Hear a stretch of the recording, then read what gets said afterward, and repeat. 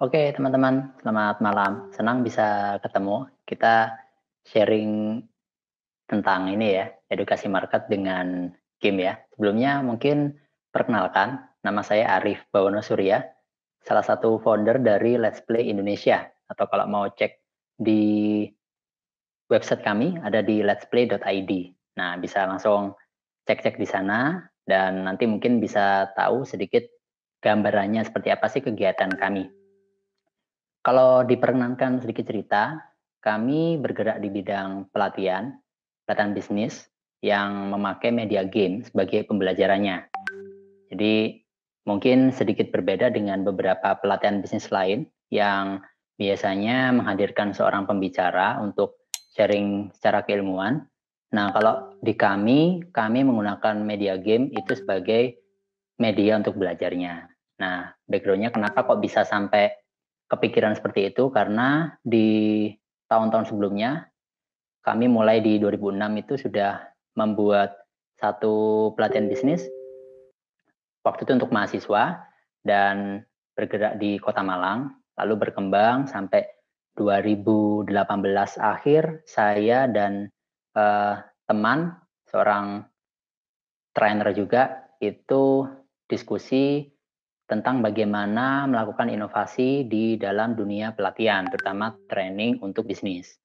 Nah, saat itulah diskusi dan ketemulah satu hal yang mungkin bagi kami menarik, yaitu mencoba memberikan pembelajaran dengan menggunakan game. Nah, metodenya itu namanya game based learning. Sebenarnya metode ini udah cukup lama ada dan sudah dikenal uh, cukup lama juga. Jadi kalau kita pengen menelaah sejarahnya game based learning itu sudah digunakan jauh waktu di Kekaisaran Tiongkok ya. Waktu itu ada salah satu syarat, ada 4 syarat sebenarnya untuk menjadi seorang petinggi lah di kerajaan, yaitu harus bisa menulis kaligrafi Cina, lalu bermain musik, dan satunya juga harus bisa bermain catur Cina, atau istilahnya ya sebenarnya main game.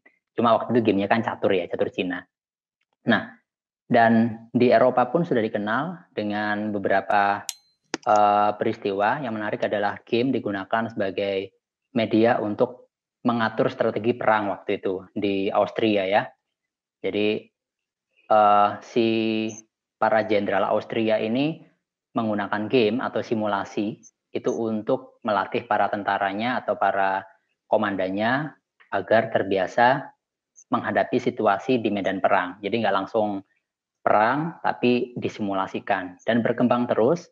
Dan banyak sebenarnya simulasi-simulasi bisnis yang dikembangkan di negara-negara Eropa maupun Amerika. Salah satu penggunanya adalah untuk di bidang bisnis, yang biasanya nanti banyak dikenal itu sebagai gamifikasi.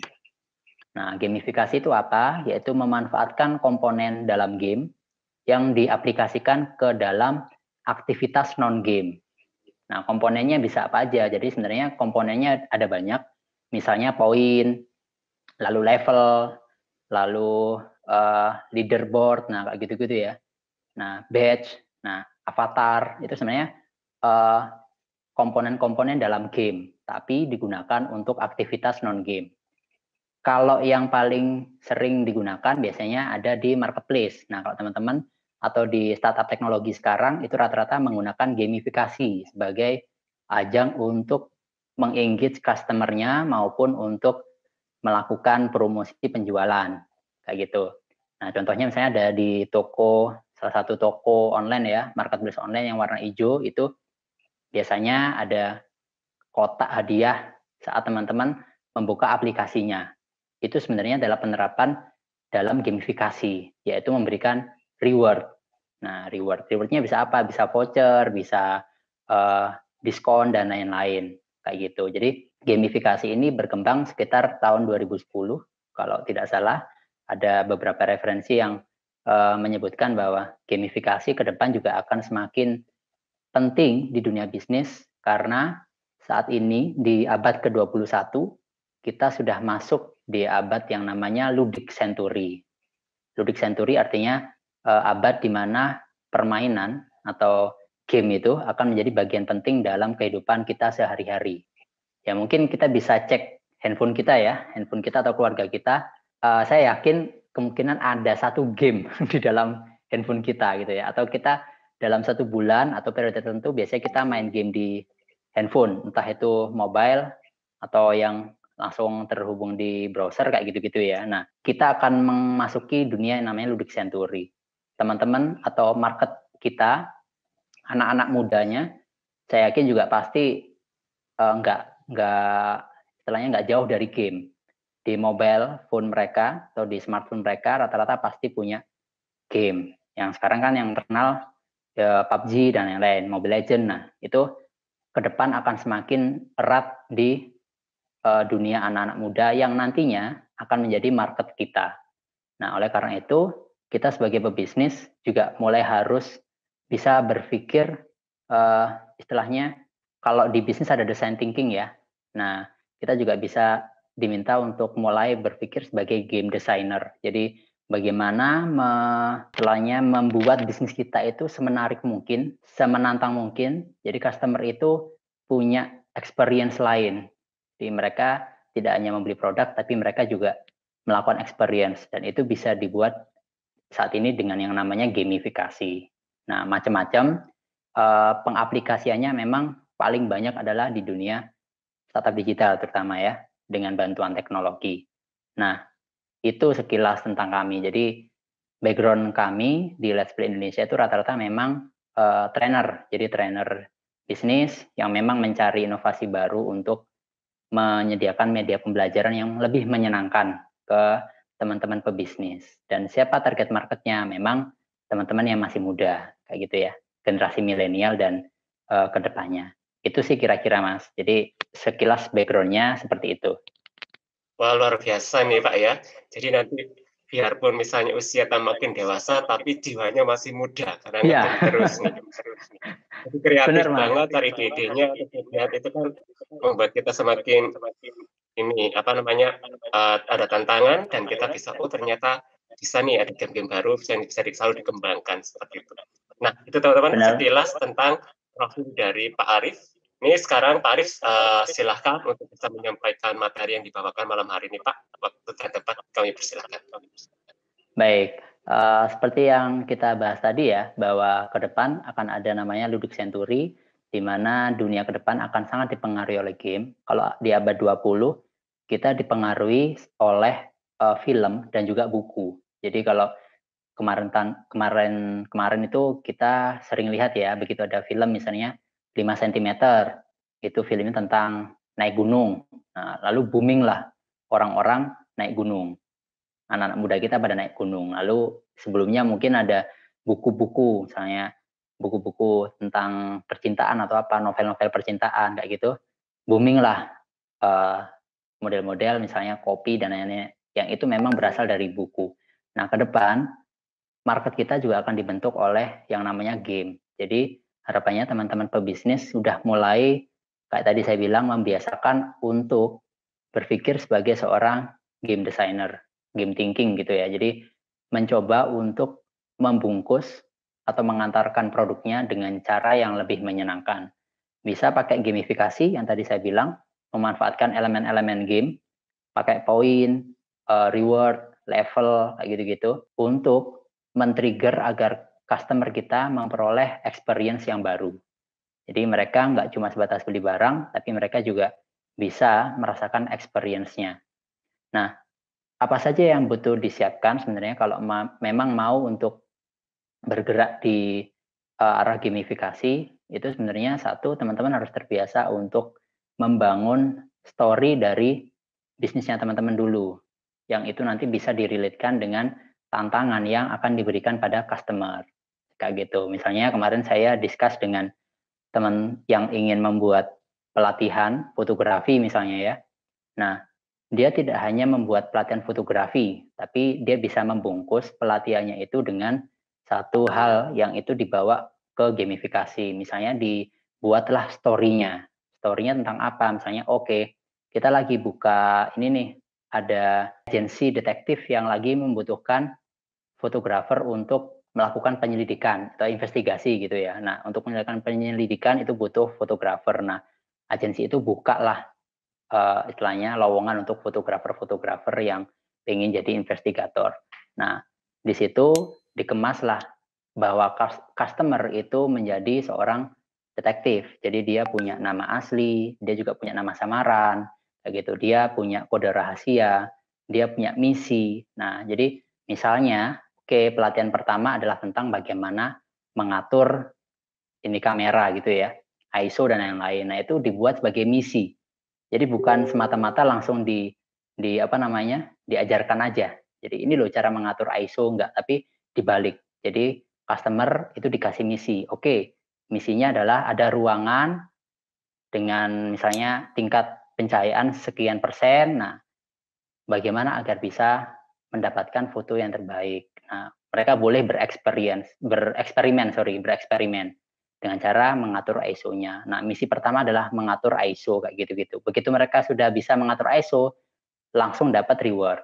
Nah, kayak gitu sih. Jadi dimunculkan experience-nya. Reward cukup penting sebenarnya karena apa? Di dalam game kalau kita bisa memberikan reward yang itu nanti bisa menstimulus player, maka player akan dengan senang hati melakukan misi berikutnya. Jadi tanpa kita harus motivasi dengan cukup berat, mereka akan termotivasi dengan sendirinya karena mereka termotivasi mendapatkan reward-nya dan itu sangat manusiawi. Jadi dibuat step-stepnya seperti itu. Untuk teman-teman pebisnis yang misalnya punya produk atau layanan jasa, yang paling sering digunakan gamifikasinya adalah di loyalty program, kayak gitu kan. Di misalnya kita Garuda gitu punya Garuda Miles. Nah, itu sebenarnya konsepnya gamifikasi. Jadi kita saat melakukan aktivitas kita dikasih reward. Nah, cuma tantangannya adalah kita harus bisa memberikan challenge yang cukup menantang untuk para customer kita, kayak gitu. Dan harus disusunkan bagaimana mereka mendapatkan reward-nya. Tantangannya sih itu kalau di gamifikasi. Tapi begitu kita semuanya bisa melakukan hal tersebut, maka customer akan mendapatkan experience lebih yang mereka akhirnya bisa jadi menyukainya dan mereferensikan pada teman-temannya. Nah, itu pentingnya untuk bisa menggamifikasi bisnis kita karena bisa jadi engagement-nya akan lebih tinggi daripada kita hanya sebatas berjualan saja. Nah, itu sih Mas kira-kira. Ya, luar biasa sekali teman-teman materi disampaikan oleh Pak Arif tadi. Jadi kita semua harus kreatif dengan menemukan cara baru yaitu adalah gamification ini. Betul sekali. Lalu kemudian kita kan kadang bingung juga ya, mungkin pemula ataupun kadang yang sudah terbiasa pun butuh ide-ide baru, gamification apa lagi yang ditampilkan. Kalau kita tampilkan berulang-ulang, konsekuensinya bisa jadi negatif ke bisnis kita karena kan user kita nanti, aduh itu lagi, nah, mengatasinya gimana, nanti kita bisa tanya-tanya detail lagi diulas sama Pak Arif. Baik. Pak Arif, kenapa sih Pak harus game, Pak? Baik, kenapa harus game? Kalau kita lihat game itu satu adalah salah satu media yang menyenangkan bagi manusia. Jadi kita mau merunutkan lagi, nah itu zaman dulu manusia itu di DNA-nya ada DNA bermain. Jadi kita dibentuk itu dari DNA bermain dan cerita. Jadi waktu nenek moyang kita mungkin dulu ya, itu saat mereka selesai berburu misalnya gitu malam hari, nah mereka kumpul di tengah perapian. Nah, dua yang dilakukan, yang satu bercerita, yang kedua adalah mengajarkan kepada kelompoknya itu dengan cara bermain. Misalnya dia cerita bahwa oh dia tadi ke sungai di arah barat, lalu ketemu serigala kayak gitu ya. Nah, dia cerita di sana ada serigala, lalu dia juga mengajarkan bagaimana agar kita bisa mengalahkan serigala itu biasanya pakai simulasi. Jadi ada satu orang jadi serigala, yang lainnya jadi pemburu lalu diajarkan. Nah, itu sebenarnya adalah bentuk dari permainan.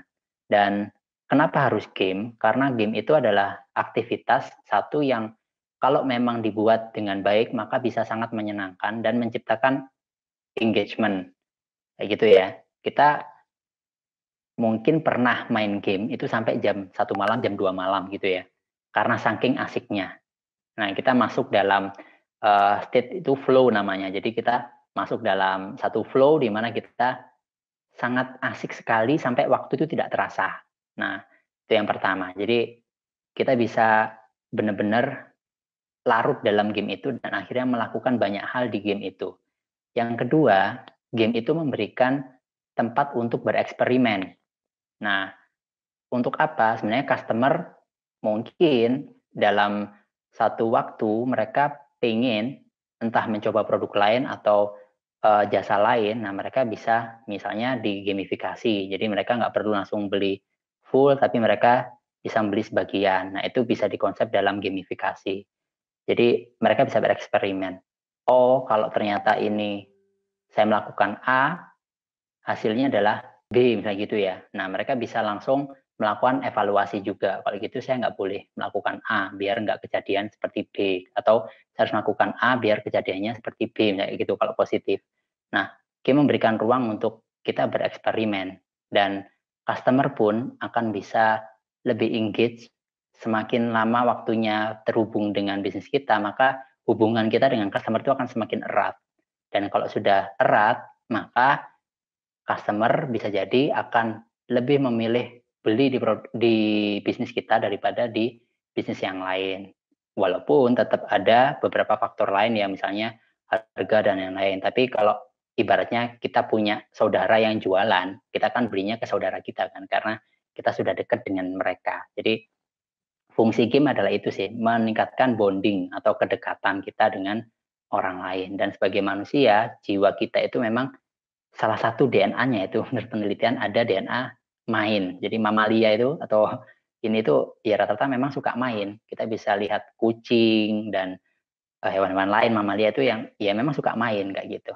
Itu sih Mas. Jadi bisa membangun bonding antara kita sebagai pebisnis dengan uh, customer kita. Cobalah sekali-kali misalnya kita mengenalkan produk kita itu tidak dengan kita promosi langsung gitu ya. Ini loh aku punya produk A, B, C, D, E. Tapi coba kita ajak mereka main dulu, nah gitu. Di sela-sela main itu disisipkan informasi-informasi mengenai produk kita.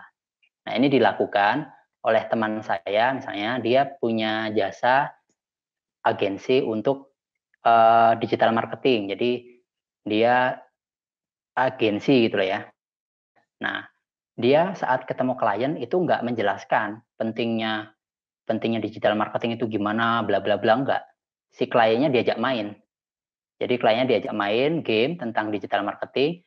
Begitu selesai main, kliennya paham bahwa oh ternyata digital marketing itu penting dengan cara yang menyenangkan kayak gitu. Nah, akhirnya dia diskusi panjang tentang digital marketing. Nah, itu adalah salah satu keunggulan game. Jadi game itu seperti kita kumpul makan gitu loh ya. Jadi bisa melakukan banyak hal dengan senang, dengan fun gitulah.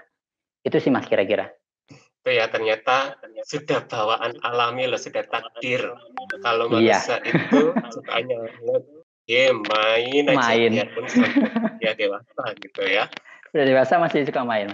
Mainnya beda tapi Iya. ya. Kadang kalau kecil kita Nah, mainnya mobil-mobilan, kalau udah gede kita mainnya mobil beneran yang lebih mahal gitu aja sih.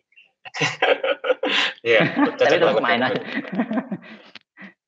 Lalu ini, Pak Arif, apakah semua bisnis itu bisa melakukan gamification yang sama atau ada yang beda, Pak?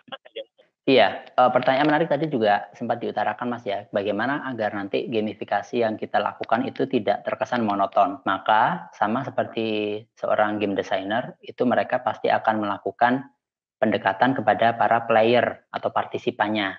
Nah, sesinya namanya playtest biasanya. Nah, itu untuk menguji apakah game yang dibuat itu sesuai dengan istilahnya apa ya, keinginan dari playernya, lalu ada unsur funnya masih masih ada gitu ya. Walaupun fun itu belum tentu ketawa-ketawa, bisa jadi fun itu mikir juga. Itu beberapa orang ngomong itu fun. Nah, maka harus kita dekati ke customer kita, pelanggan kita. Kita ngobrol dengan mereka, kita harus menggali kira-kira apa sih dorongan intrinsik mereka, jadi intrinsic motivation mereka Nah, itu bisa jadi nanti diberikan sebagai dorongan untuk reward, kayak gitu. Jadi nggak semua orang misalnya, oh kalau saya beli ke Anda 5 kali, saya bisa dapat gratis 1 kali.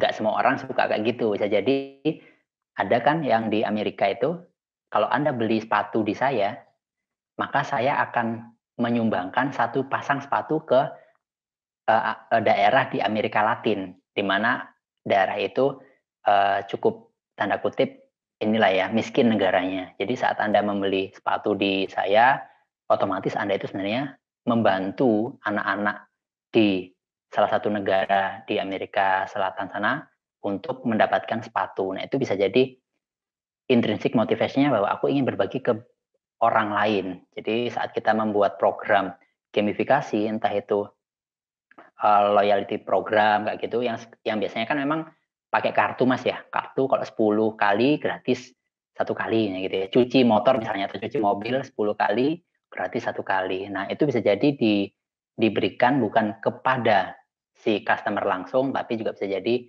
diberikan pada orang lain yang menurut customer itu membutuhkan, kayak gitu. Jadi kita sebagai seorang pebisnis itu diminta untuk ngobrol langsung dengan customer. Kira-kira kebutuhan mereka apa, keinginan mereka apa, kayak gitu. Yang nantinya bisa kita kemas dalam satu program gamifikasi. Itu sih Mas kira-kira. Nah, ternyata teman-teman untuk gamifikasi ini kita juga bisa sharing ke yang lainnya. Jadi bukan kita sendirian saja yang dipastikan oleh Pak Arif tadi. Ya, Pak Arif, pertanyaan selanjutnya adalah, Ya, halo. Ya. Kalau bagi para reseller Pak, yang mereka mau promo-promo lewat sosial media, gamification-nya apa Pak yang paling bagus ya Pak ya? Nah, ini pertanyaan bagus. Jadi seperti yang kita bahas tadi, kalau kita memang punya reseller, maka kita coba ngobrol dengan resellernya.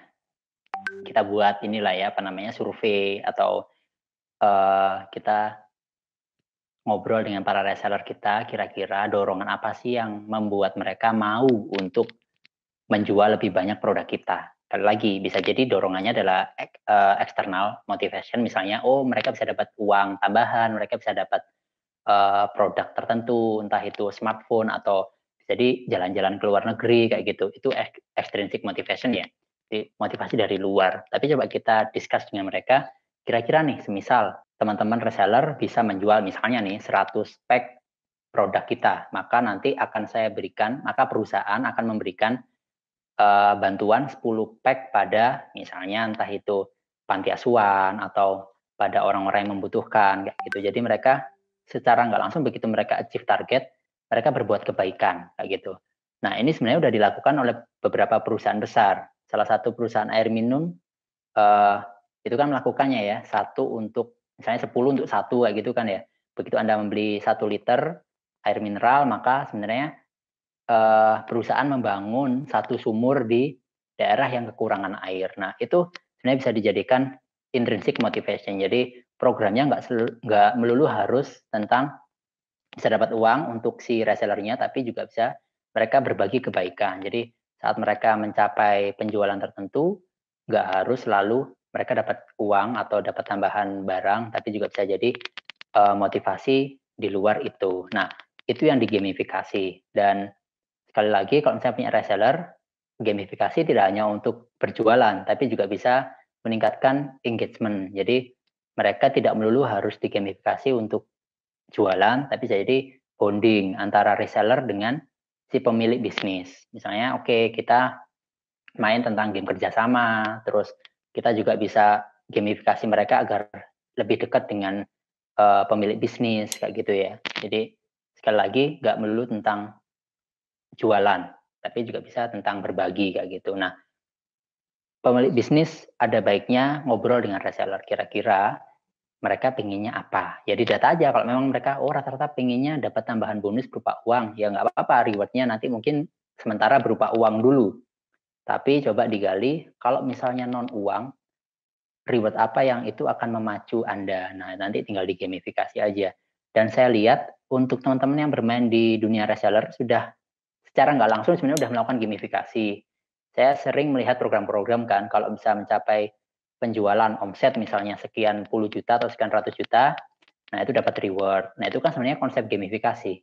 Kalau naik lagi dapat sekian juta, kalau naik lagi dapat produk ini kayak gitu. Itu sebenarnya udah menerapkan gamifikasi, tapi mungkin nggak sadar dan belum tahu bahwa itu gamifikasi. Nah bisa diubah dengan beberapa istilahnya inovasi tertentu ya, nanti biar untuk si reseller nggak melulu ngejar uang, tapi ternyata oh iya aku di produk ini aku juga diajak untuk melakukan sesuatu yang itu di luar cari duit nah gitu, entah itu untuk pengembangan diri atau yang lain. Nah konsepnya adalah kalau gamifikasi kita buat leveling, ada namanya scaffolding ya, jadi kayak anak tangga ya.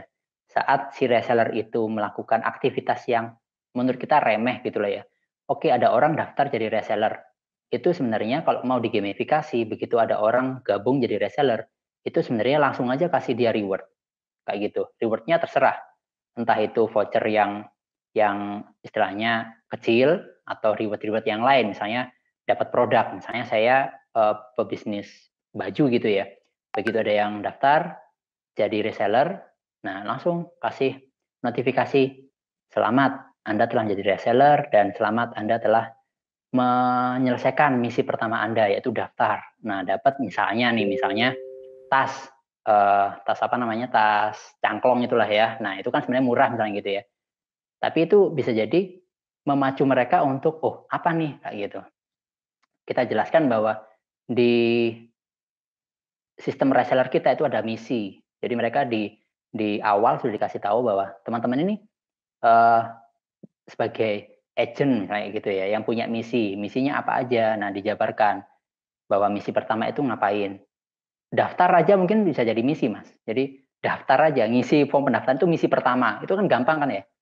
Nah tapi itu misi pertama langsung dapat reward. Entah rewardnya apapun ya, bisa poin atau bisa berupa barang. Nanti misi kedua ngapain? Oh misi kedua adalah mengubah foto profilnya dengan memakai produk kita. Nah itu sudah dapat poin lagi. Nah sistem-sistem seperti itu yang saya harap teman-teman mulai adaptif ke sana. Walaupun mungkin di awal agak ini ya, agak bingung gitu ya. Tapi saya pribadi pun awalnya juga kadang ini mau diapakan ya. Tapi sejalan dengan seringnya untuk melakukan gamifikasi itu mulai kebayang. Oh ternyata cara mudahnya seperti ini kayak gitu.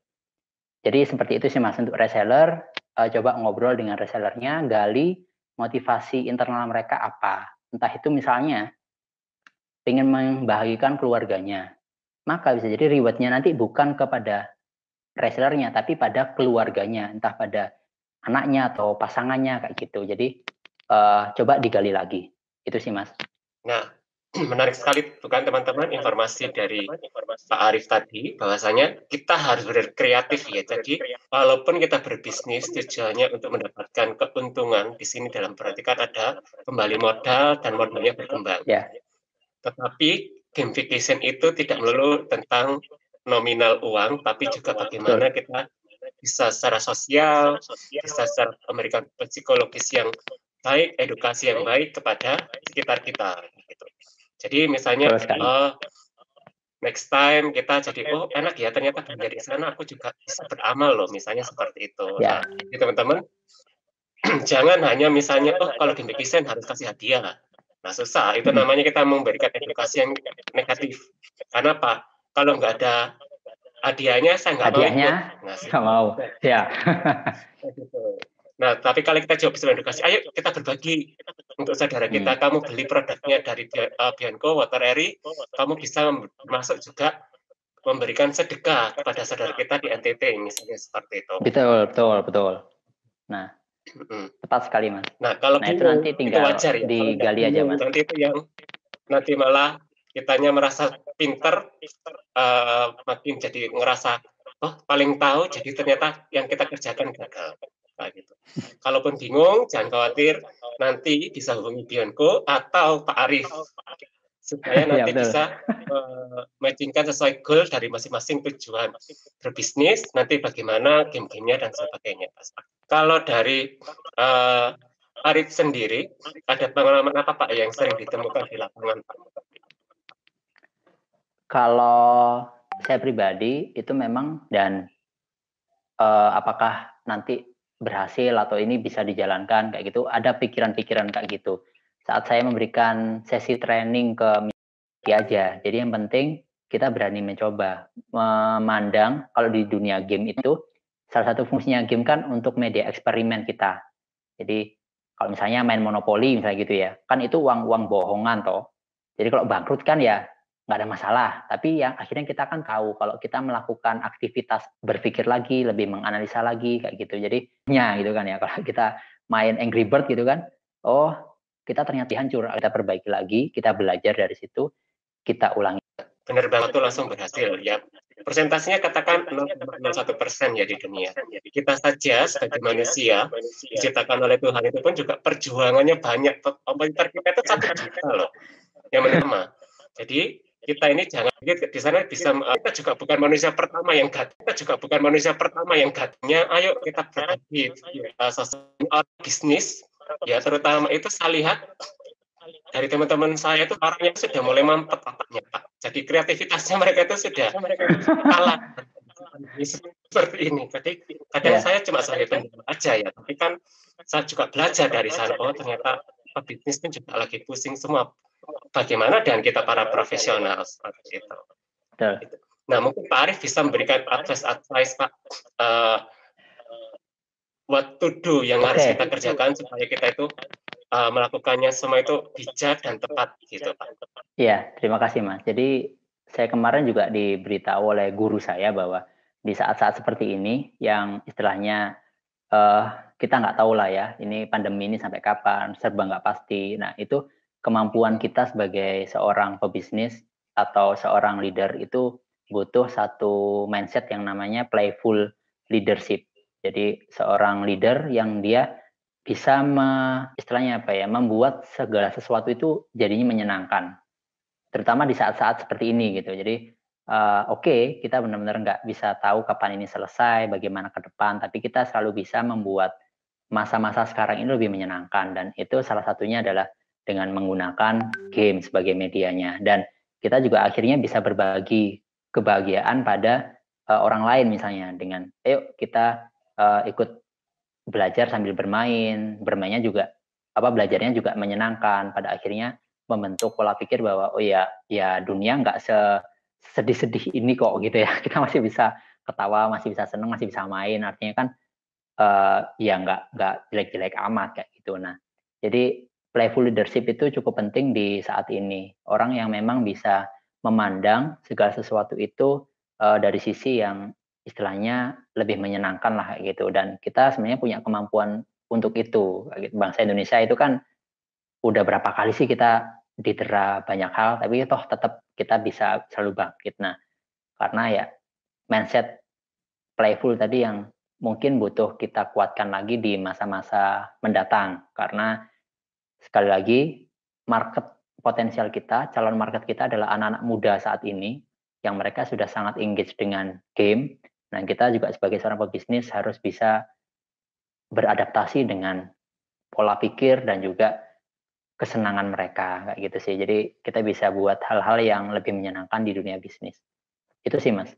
Nah itu teman-teman ya, advice yang luar biasa dari Pak Arif dan juga dari gurunya tadi. Jadi kita itu just enjoy aja, mungkin dalam artian ya sudahlah, yang merasakan kondisi daripada pandemi ini seluruh dunia, bukan kita satu-satunya. Dari orang yang mulai super kaya sampai yang maaf biasa-biasa aja gitu ya. Betul. Nah gitu. Jadi kita ya udahlah. Mungkin awal-awal kita stres apa gitu ya, karena kan kita ada penyelesaian adaptasi, jadi nggak boleh keluar, nggak boleh nongkrong, apa segala macam. Biasa kita nge-game, kumpul, deket-deketan, sekarang harus 2 meter, ataupun di rumah masing-masing, kayak gitu. Nah ini sama juga di game ini nanti. Nah kita juga memberikan sesuatu yang, oh ternyata mungkin pada pasca pandemi nanti pun juga ada tantangan yang lebih lagi. Nah kita sudah terbiasa juga gitu. Jadi yang penting adalah mental kita, mindset kita itu jangan turun dulu. Itu haram hukumnya. Jadi tetap harus melihatnya dengan sudut pandang yang positif, memang susah, Ya, tapi bukan berarti tidak bisa dijalankan. Yang penting kan kita niat, komitmen, dan mau melakukan, gitu. betul Jadi, sekali, sepakat. teman-teman, semua di sini para supplier dan juga para reseller kami informasikan bahwasanya kita harus tetap memiliki api dalam diri kita supaya kita bisa menjalani aktivitas sehari-hari dan juga bangkit dari kondisi yang semacam ini. Kayak gitu. Nanti Sepakat, kalau Mas. teman-teman misalnya bosan, jangan khawatir, hubungi Bionco. Nanti saya sambungkan dengan Pak Arif. Jadi nanti dikasih game-game yang lebih menantang ya Pak ya. Ya, kita bisa sesi main bareng online lah, bisa juga. Ini habis tadi selesai main bareng, nyoba game tentang pentingnya hak kekayaan intelektual. Kami juga punya beberapa game bisa dimainkan sama online lah. Leadership, tentang kerjasama tim, ada lah. Ntar kapan-kapan kita main lah ya. Nah, itu teman-teman, menarik ya. Jadi ternyata gamenya itu nggak melulu yang perang-perangan, nggak melulu yang dandan-dandan, yang tapi ternyata juga ada leadership. Terus kemudian ada juga nanti bagaimana cara marketingnya dan segala macam. Nah, itu yang bisa kita manfaatkan dan juga pastinya bisa diaplikasikan dalam bisnis dan kehidupan kita sehari-hari. Yap. Gitu. Nah, kalau Pak Arif sendiri berpengalaman sudah berapa lama ya Pak ya menciptakan game-game ini, terus kemudian dari produk yang Bapak hasilkan dan tim itu yang paling disukai apa aja Pak? Oke, pertama kami bukan seorang game designer ya, jadi kami bergerak di game fasilitator. Jadi trainer yang menggunakan game sebagai medianya. Jadi game yang kami gunakan sebagai media pembelajaran itu rata-rata memang kami kurasi dari game-game yang sudah ada di pasaran kayak gitu. Jadi kami pilih game-game tertentu yang memang itu bisa diciptakan di Indonesia itu pembelajar yang trainer yang menggunakan game itu cukup besar, cuma kekurangan orang kayak gitu.